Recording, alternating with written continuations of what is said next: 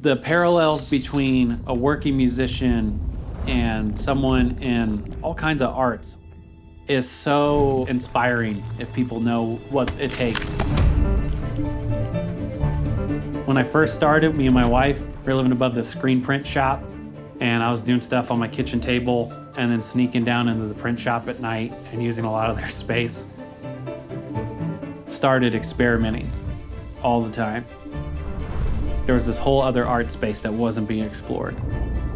Really started pushing like sand filled and lots of liquid, just kind of anything that I knew would flow into a record.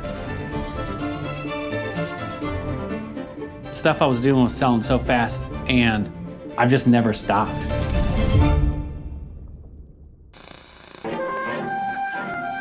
Like so many labels, mine started out of my own band, wanted to have some like cool vinyl. And I really focus on mid-level DIY type bands and just people that are working themselves to death out there chasing the dream. And the manufacturing side, called Romanus Custom Vinyl Manufacturing, I do all of this crazy custom stuff that's happened in the last year where I opened that up to the world. It's just taken on a whole life of its own. We were on the road. We did 60 of these glow-in-the-dark Dynabone-filled records. They were $60. I was like, this is a lot of money. No one's gonna buy this crap. They sold out in 2 minutes. I thought those were on my website. And I was like, all right, I gotta go after this. I've grown up here my whole life. The house I'm in now and where I run my business out of is next to the house I grew up in. You grow up in your kind of like medium-ish small town, and most people want to bail. But I've always loved Franklin. You don't have to uproot your life to chase your dreams.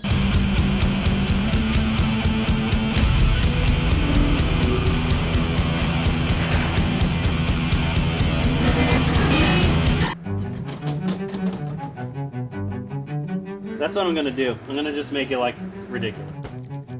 After I sold our first custom and sold out, things have just been incrementally, growing, which has been awesome.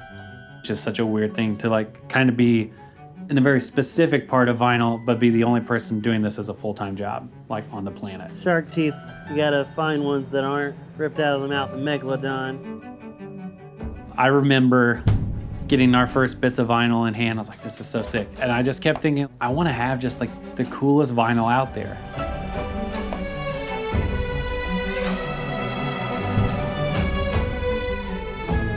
A lot of cooks, they have certain base levels and stuff like, hey, I know if I'm making bread, I'll kind of start with this. And that's kind of how my stuff goes. Oh my gosh, it got slashed. It's just detail work.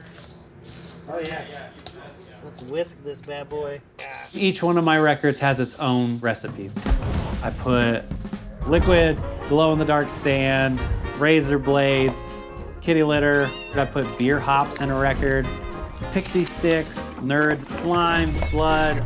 I got asked to put some human remains in a record. Like, oh. Imagine you put the record on, you're like, oh, there's Dad. I can laugh about it because like I knew the guy. Oh, that's gross. It would just be maybe just a little too morbid. I'm not sure. Serious experimentation using so many different materials. And in my brain, there's so much stuff you could do.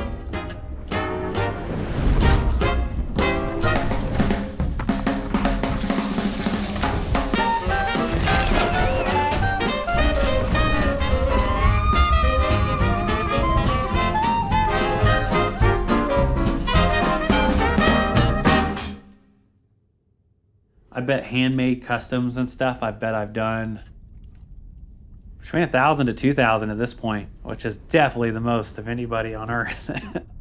I've just been the only person dumb enough to keep doing it and pushing after it. I come from a family where we buy and fix wrecked vehicles for a living, and a lot of that kind of like hands-on mechanical stuff gave me some insight into what I thought would work out for these. Everything can be so homogenized so fast. Vinyl still offers a very unique experience of something that's physical, it's not digital, like you're involved in it. Running this label and especially working on these crazy records that are so labor intensive was always about fun and experimentation and keeping like joy present and what I was doing, and seeing the like long-term gain of like, it's helping my friends, it's validating their music, because they're just like me. They're playing, you know, between 50 to 200 shows a year, depending on who you are, and like making it. Just keeping the joy. We need that.